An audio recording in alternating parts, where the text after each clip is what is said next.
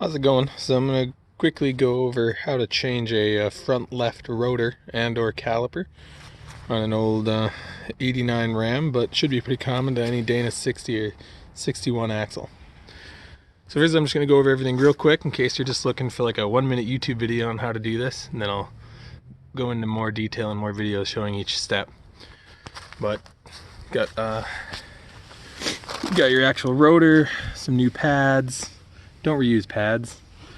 In my case, I'm replacing the caliper as well, because on the front right side, when I pulled the caliper off, I found that the piston was very rusty, and this surface here is supposed to seal, no longer does. I have a feeling if you've got an old truck like this, there's a good chance it's going to be kind of rusty and crusty in there. That'll cause that to seize up, and then you get brake drag. When your brakes start dragging, you get one pad that looks like this, and the other pad that still has some material. Not a lot. This should have been replaced sooner, but I didn't see the inside of the pad until it started making that metal on metal sound. And I was like, yeah, let's gotta do this now. Anyways, so you got your parts. Special tool. Pretty sure the only thing you'll need is one of these sockets, 2 9/16. Make sure that the edges are very square. When you get this, some of them have a rounded end like this one does, and it makes it frustrating to use. And a tube of grease of your choice, whatever kind. Axle grease preferably, but anyways, pull the whole wheel off, all 8 lugs. Then you're going to want to pull the caliper off, and if you're replacing the caliper, you can just unbolt the fluid line and everything all at the same time. But then you do have to take the whole wheel hub assembly off. So a lot of times you're replacing, rotor caliper, you think it's a quick, easy job. Not so on these. You got to pull your external locking hub off, whatever kind you've got. Once you get that whole thing off, there's a jam nut, a sort of bendable locking nut, and then there's a nut that tensions the wheel bearing to the wheel hub. So that's where you're going to need this huge socket to get that axle nut off. Once you get all that out, including the wheel bearing, the whole hub assembly is going to come off, and make sure you keep that clean. I like to tape off both ends of this hub. Just makes cleanup and reassembly a lot easier. You don't want any dirt getting in there at all. But once you get this whole hub assembly off, it's going to have the rotor and the hub assembly all kind of pressed together, because each lug nut actually feeds in through the bottom of this and has a spline on it that's pressed into that hub assembly. On the front right side, I was able to pound those out and reuse them and didn't have any issues. But if you want to watch that, watch some of the later video in this series. But it is a bit of a job, so don't think it's going to be quite as easy as a standard rotor and caliper job, but also not terrible as long as you got that axle nut socket. Alright, so we got the wheel off, so now we're just down to the hub, and quick show you. The only way that this whole thing is held on is by this clip here, which it's kind of, you can't see very well, but originally it's rounded, and apply some tension to remove rattling. And then down here there's a bolt that actually bolts into the caliper's mounting bracket, and this mechanism which slides in and out. So you remove this bolt, this will slide out, and then this whole thing will pivot out and come out. Also, removing this, you can see these bolts have little ears on them. So you just bend those ears up in order to release the bolt. And do that for all 8 of them around there.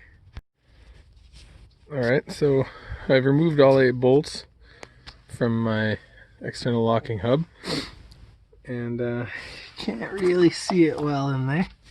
Maybe a little bit on the right side you can see the corner of the nut. First one that we got to get off. And then there's going to be a metal washer, and then another nut, and then the bearing. But I'm going to put that on pause until I get the actual caliper off, since once we get everything out in there, the whole hub's going to be able to just come off. So remove this clip from the top. That should loosen the whole thing up. I already loosened this up. Remove that.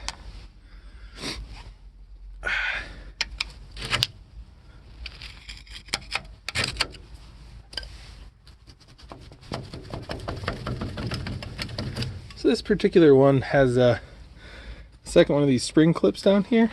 I don't know if that's supposed to be like that or not though. So I guess when it goes back together, I'll see how it fits, right? On the other side, there definitely was not a spring clip like that on the bottom. But that should be it. And can't really do it with one hand, but this should just come right out of there. Alright, so I pulled the caliper off. Got it down there. Draining into a pan. Also note that I pulled this dust boot back a little bit, which this is just a dust boot. It doesn't actually do any sealing, just trying to keep sand and stuff out of there. The actual seal mechanism is right about there, an O-ring that goes all around the housing.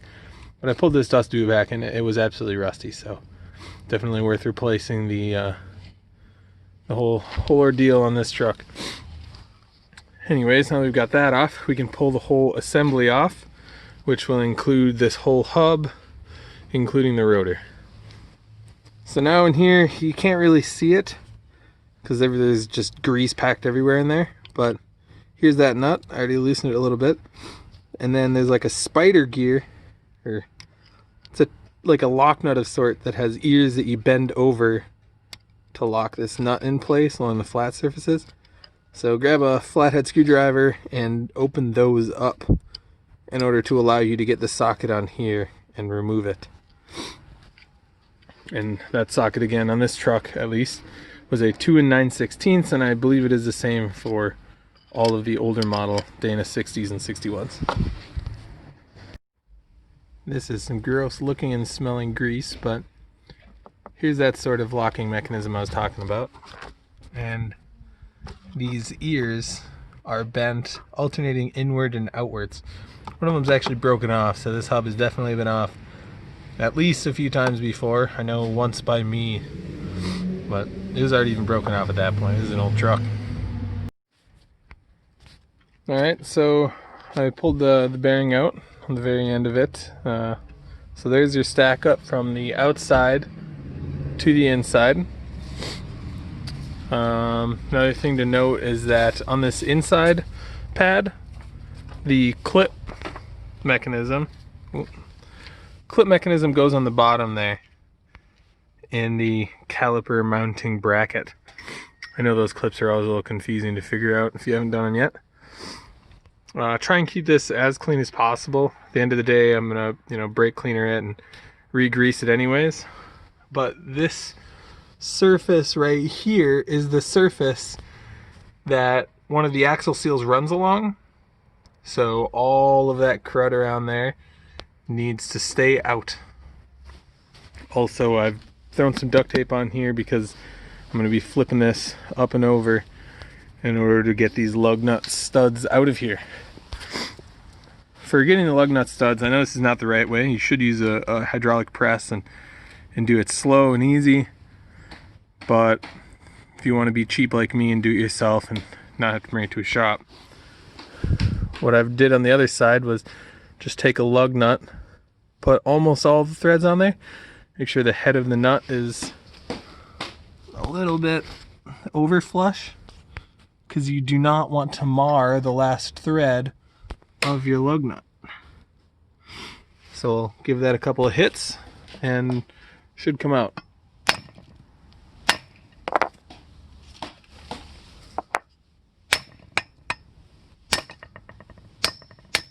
And there you go. Rinse and repeat for the remaining 7. So once you pounded all 8 lug nuts out, flip the whole assembly over, and the actual rotor is going to come right off. You can grab your new one.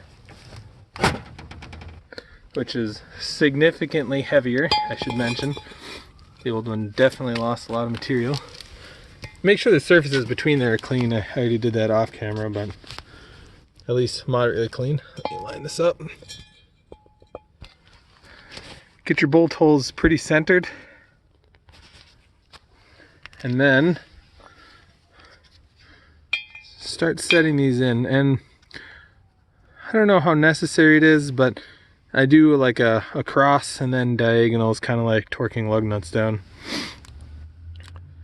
Then I'm gonna grab an extension, a junk extension, and tap this in, and then tap them in just like you're kind of sort of torquing a lug nut on varying points. On a side note, if you do decide to replace your lug nuts while you're at this, you know, maybe your threads are pretty messed up. I already had to do this a while back, which was the reason why I've had this whole assembly off once before. Anyways, bring some sort of a micrometer or something to measure the diameter of the actual splines. And I mean like this portion right here, because there's a lot of different lengths and spline widths of these bolts. It was kind of hard for me to source the exact bolt for my truck. Probably because I have the external locking hub type of wheel hub assembly. And it's actually the wheel hub assembly that these are getting pressed into. A couple of notes I wanted to make along the way. Again, make sure you're cleaning this completely, still have a little bit to do. But once we reassemble this, you know, make sure this is very clean. Inspect both of the inner bearings while you have this whole assembly off. Because if you have to replace the wheel bearing, now is going to be the time to do it. Also, these lug nuts, which I've pounded down, when we actually tighten the wheel on, don't be too surprised if it seems like the nut is getting stripped or something as you pull it all the way through. And definitely recheck your wheel nut torque in like 10 miles, because it would really suck to have the studs pull through and allow your lug nuts to loosen up. Alright, so putting things back together. So I skipped past the step of putting this whole assembly back on, but what you need to know is that the inner washer, the one that actually applies force on the wheel bearing, you torque that to 50 pound-feet, and then you back it off between 1/8 and 1/4 of a turn, depending on how far you need to go in order to have that locking tooth mechanism actually have a place to bite onto. And I recommend cleaning all of the grease off of those nuts so that you can see it in order to index it well.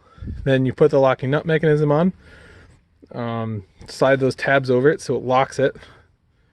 Then the actual back nut, which is like a lock nut, and that gets applied to the same 50 pound-feet, and then get some of those tabs on there if you can. Also, there's a seal between here that, you know, if you're still in the ordering parts stage, I recommend just ordering one of those seals, because it's a pretty garbage seal and it's probably going to come off in pieces.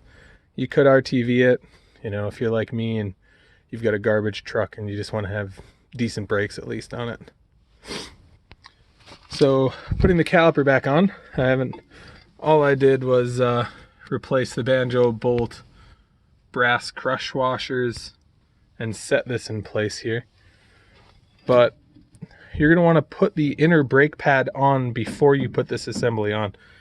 So if you watched earlier in the video, the inner brake pad has a notch to sit in down there. It's kind of hard to see it in the video exactly, but if you reference back in the video where I put that on, and then the tensioning clip that comes with pads goes into that lower mounting portion on that bracket. So if you look at the pad, this with the metal is our outer pad. This is our inner pad. So when we're putting it on in there, the clip is going to go on this end of it. So I got the pads in there and I was looking at these clips. My pads came with a new bracket and locking bolt. I found that the clip on the bottom seems to make the most sense. because it's actually locked in there by the raised edge on this surface. Whereas on the top, I could fit one in there, but it's super tight and it makes the whole thing bind. So I'm gonna see if once I bleed the brakes and get everything set up and test drive it, I'll see if it clunks. If it does clunk, I'll append this video and let you know to add the clip in the top there. Or maybe I'll just look it up online and see what some technical document will say.